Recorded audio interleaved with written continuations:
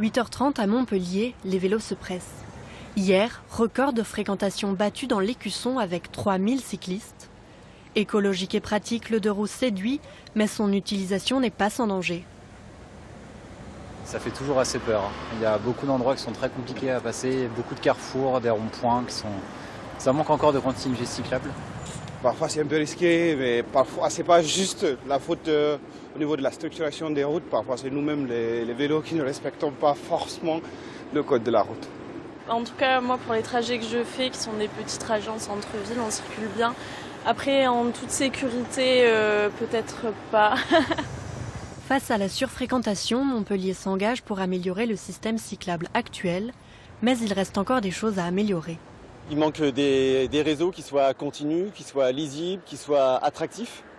Quand vous prenez une ligne de tramway, la ligne de tramway elle est continue, elle est lisible parce qu'elle est identifiée. Si vous prenez une route, c'est la même chose. Et là, en fait, on voit qu'il y a des discontinuités. Intersection et rond-point, deux dangers majeurs sur le trajet des 2 roues.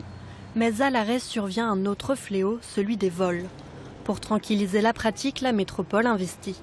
Dès la fin du mois, nous allons commencer à déployer sur l'espace public des box sécurisées qui auront une vocation résidentielle. Les gens pourront réserver ces box pour pouvoir, lorsqu'ils rentrent du travail chez eux, positionner leur vélo dans un box individuel et sécurisé. Et ensuite, il y aura des box à vocation publique.